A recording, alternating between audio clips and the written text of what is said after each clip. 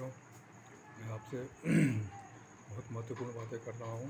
समाज और देश के बारे में बात कर रहा हूँ, व्यक्ति के बारे में बात कर रहा हूँ, सोच के बारे में बात कर रहा हूँ। यह नींव है समाज का और व्यक्ति जो है वो बिल्डिंग ब्लॉक है समाज का, इसलिए दोनों का मजबूत होना आवश्यक है।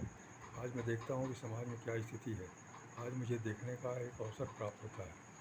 आज आप देखेंगे कि यहाँ पर नए नए संस्थाएं बन गई हैं जो पहले कभी नहीं थी।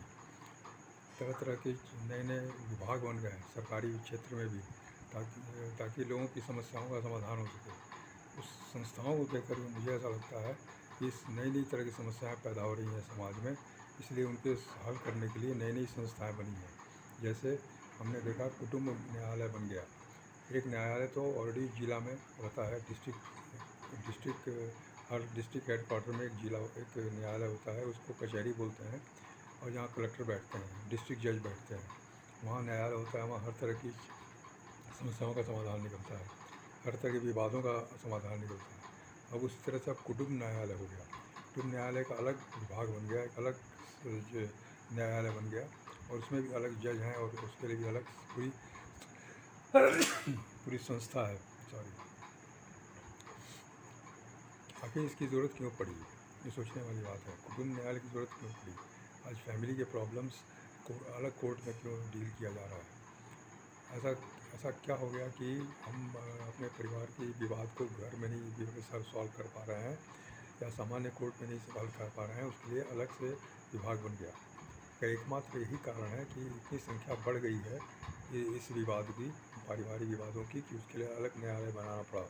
जो वर्तमान न्यायालय है उसमें वर्कलोड बहुत ज़्यादा बढ़ गया, लोग उसमें काम नहीं कर पा रहे हैं, इसलिए एक नया न्यायालय बनाना पड़ा, एक नया सेटअप बनाना पड़ा, ताकि सारे परिवार के विवाद जो है, परिवार के संबंधित जो इश्यूज़ है वो सब वहाँ पर रेफ़र किए जा सकें और वहाँ पर डील किया जा सके।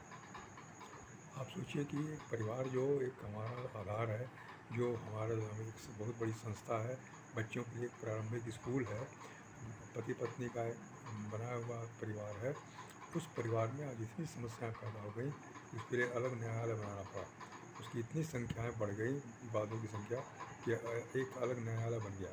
इसका मतलब क्या हुआ? हमारे विचार संबंधों के बारे में इतने गिर गए, इतने ज़्यादा हम नीचे चले गए कि विवाद की संख्या बढ़ गई। हर तरह के विवाद हो रहे हैं, हर तरह की बातें हो रही हैं, हर तरह के दुष्परिणाम सामने आ रहे हैं, और उसके लिए उसके निराकरण के लिए हम कुटुंब न्यायालय जा रहे हैं। दूसरी व्यवस्था हमने देखी कि महिला थाना खुल गया। थाना तो है, थाना बहुत सारे शहरों में कई थाने होते हैं, क्षेत्र के हिसाब से थानों का वर्गीकरण रहता है, लेकिन महिला थाना अभी तक नहीं था। महिला थाना क्यों खुला? क्योंकि महिलाओं के संबंधित सारे केसेस उसमें रेफ़र किए जा रहे हैं। पहले भी महिलाओं की समस्या रही होंगी या होती थी, लेकिन वो सामान्य थाना में ही हल किया जाता। लेकिन वहाँ भी इतनी संख्या बढ़ने लगी, इतनी ज़्यादा उसकी तादाद बढ़ने लगी कि अब वो सामान्य थाना उसको कंट्रोल नहीं कर पा रहा है, उसको निराकरण उसका नहीं कर पा रहा है, इसलिए अलग थाना बनाना पड़ा, महिला थाने का सेटअप अलग बनाना पड़ा। और वो भी उतनी ही बड़ी संस्था है जो जितनी की ओरिजिनल थाना है। दोनों पैरेलल चल रहे हैं, यहाँ सिर्फ महिलाओं का केस जाता है, वहाँ पर सामान्य केस जाते हैं। आप सोचिए कि महिलाएं घर की लक्ष्मी कही जाती हैं, गृह लक्ष्मी कही जाती हैं। हमारी बेटी, बहनें, माताएं और पत्नियां, ये सब के सब देवी स्वरूप मानी जाती हैं। हर का एक अलग बहुत बड़ा महत्व है। हम महिलाओं की इज्जत करते हैं, ये हमको सिखाया जाता है। समाज में इज्जत का एक पद है महिलाओं का। लेकिन आज इतनी समस्याएं बढ़ गई महिलाओं के संबंधित, इतने विवाद बढ़ गए महिलाओं के संबंधित, कि आज अलग थाना बनाना पड़ा। शादी विवाह होती है, शादी विवाह के बिना हम रह नहीं सकते, चाहे लड़का हो या लड़की हो, पुरुष हो या स्त्री हो, शादी होना है और शादी साथ में रहना है। शादी की शर्त है कि साथ में रहना है, 24 घंटे साथ में रहना है और पूरी ज़िंदगी भर साथ में रहना है। कहा जाता है 7 जन्मों का साथ है, लेकिन कम से कम जिस जन्म में शादी हुई उस जन्म में तो साथ रहना ही है। जब तक कि किसी की मृत्यु नहीं होती है तब तक हम लोग साथ में रहते हैं। तो इस कंडीशन में साथ में रहने की जहाँ बाध्यता है कि हम एक साथ रहना है, हमको 24 घंटे रहना है और बिल्कुल क्लोजली रहना है, बिल्कुल नज़दीकी के साथ रहना है। ऐसा नहीं कि मैं अलग और पत्नी अलग। घर में भी, घर में सारी चीज़ें मानसिक, शारीरिक और हर तरीके से चीज़ें एकाकार हो जाती हैं वहाँ पर। कहा जाता है कि पति पत्नी के बीच में एक हवा का झोंका भी नहीं होना चाहिए। उस संबंध में आज ऐसी दरार पड़ गई, उस संबंध में आज ऐसे विवाद आने लगे कि उसके लिए अलग से महिला थाना बनाना पड़ा। उसके लिए अलग से महिला थाना की व्यवस्था करनी पड़ी। वहाँ महिलाएं पूरी पुलिस डिपार्टमेंट की महिलाएं रहती हैं जो इस तरह के विवाद को सुलझाती हैं या आगे बढ़ाती हैं, न्यायालय में भेजती हैं। आप सोचिए कि समाज की क्या स्थिति है, हमारे विचारों की कितनी गिरावट हो रही है। तीसरी चीज़ मैं बताना चाहूँगा, वृद्धाश्रम। आज समाज में तेज़ी से वृद्धाश्रम बढ़ रहे हैं। पहले वृद्धाश्रम नाम की चीज़ नहीं थी। मैं जिस शहर में रहता हूँ भिलाई में, वहाँ पर 4-4 वृद्धाश्रम आज बन गए हैं। पहले कोई वृद्धाश्रम नहीं था, लेकिन अचानक हमने सुना कि एक वृद्धाश्रम भिलाई स्टील प्लांट ने अपने सौजन्य से बनाया है और कुछ लोगों को उसमें रखा हुआ है। मैं वहाँ गया भी था और लोगों से मिला, बात किया, और तब लगा कि ये 2010 2008 या 9 की बात है। उसमें हमको लगा कि इसकी आवश्यकता क्यों पड़ी, क्यों आखिर इस तरह की व्यवस्था करनी पड़ी कि लोग आके यहाँ वृद्धाश्रम में रह रहे हैं। पति पत्नी या पति अकेले है, पत्नी अकेले है तो वृद्धाश्रम आके रह रहा है, क्योंकि उसका परिवार है, कहीं ना कहीं उसके बच्चे हैं, सब हैं। लेकिन वहाँ भी इतना विवाद हो गया, इतना सोच हमारी गिर गई, ये विचार हमारे गिर गए। हम साथ नहीं रह सकते, हम साथ में बुज़ुर्गों को नहीं रख सकते, और बुज़ुर्ग भी बच्चों के साथ नहीं रह सकते, इसलिए वृद्धाश्रम में चले जाते हैं। अब सोचिए कितनी विसंगतियाँ हैं, परिवार को लेकर के कितनी विसंगतियाँ हैं। एक परिवार ही एक ऐसा अंग है जहाँ कि हम फलते फूलते हैं, पनपते हैं, डेवलप करते हैं।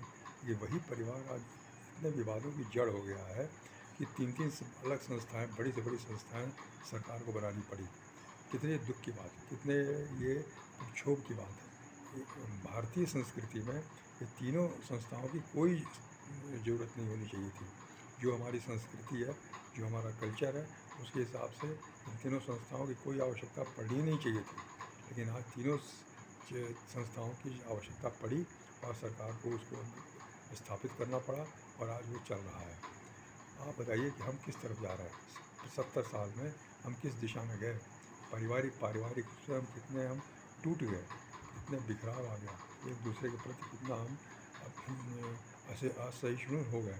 यह आप इससे जांच सकते हैं। अखबारों में जो घटनाएं निकलती हैं, इतनी इस तरह की निकलती हैं कि हमें लगता है नहीं कि हम परिवार नाम की चीज़ में कोई हैं।